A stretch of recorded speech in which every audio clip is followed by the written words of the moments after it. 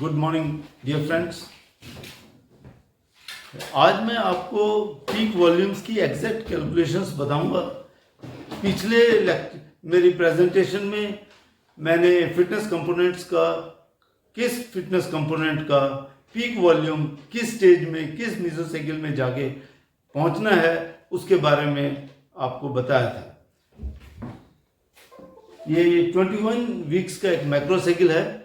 Yellow में दर्शाया गया है peak volume of general components और ब्लू में दर्शाया गया है peak volume of special components जिन पे फिटनेस डायरेक्टली डिपेंड करती है। और मैंने पिछली बार आपको पीक इंटेंसिटीज के बारे में भी बताया था कि किस फेज में किस फिटनेस कंपोनेंट की पीक इंटेंसिटी पहुंचती है। ये ब्लैक बॉक्सेस में जनरल कंपोनेंट्स की पीक इंटेंसिटीज दर्शाई गई हैं और ग्रीन बॉक्सेस में स्पेशल कंपोनेंट्स की पीक इंटेंसिटीज दर्शाई गई हैं। तो अब मैं आपको ये बताऊंगा कि हम कैसे पीक वॉल्यूम्स कैलकुलेट करें किसी भी फिटनेस कंपोनेंट का किस स्टेज में। ये स्लाइड दर्शाती है कि आपका जनरल वॉल्यूम्स एरोबिक इंड्योरेंस का 350, ये पूरे मैक्रोसाइकिल 21 वीक्स का।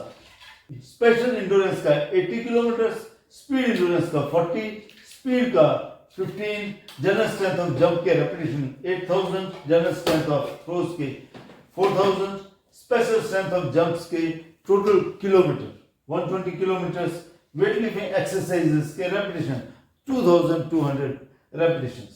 ये जनरल वॉल्यूम दर्शाता है। ये आपने एथलीट्स की फिटनेस के हिसाब से, उसकी प्रीवियस रिकॉर्ड के हिसाब से और उसकी ट्रेनिंग एज के हिसाब से आपने अंदाज लगा के कैलकुलेट करना है और वो लिखना है। ये आपके इंडिविजुअल के हिसाब से, ये मैं एग्जांपल दे रहा हूँ, एक हाइपोथेटिकल वैल्यू है। और जैसे जहां जहां पे 100 है लिखा है वहां पे पीक वॉल्यूम है किसी भी फिटनेस कंपोनेंट का 100%। और जैसे 80, 100, 90, 60, 30, इनका सम total of all percentile is 360। Volume is 350, general volume 350 divided by sum total of percentile 360, you get a value 0.97. That is a constant value. If you multiply with that 0.97 to any of the percentile, if you multiply with 100, it comes 97 kilometers. यानी कि general पेपेटी मेसोसाइकिल 2 में आपने 97 kilometre cover करने हैं। अगर आप 0.97 को 80 से इंटू करते हो तो रिजल्टेंट आता है 77.6 kilometre. This is all percentile, total sum of all percentile is 360. This is general volume is 350. When you divide 350 by 360 you get a constant value 0.97.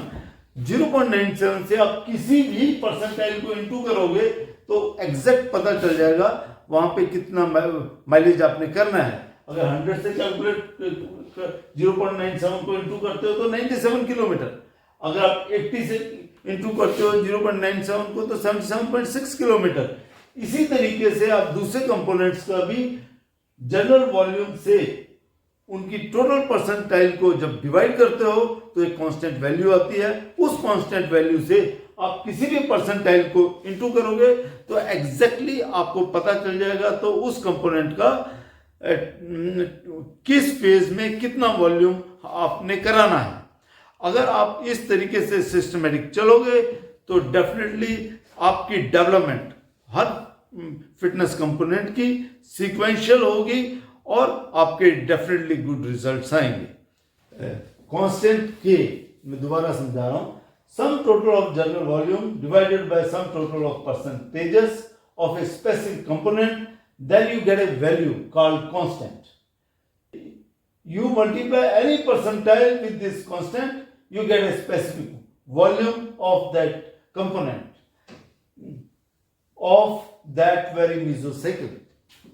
हमने ये कांस्टेंट से सारे परसेंटाइल को इंटू करने के बाद ये हमारे फिगर्स आ जाते हैं।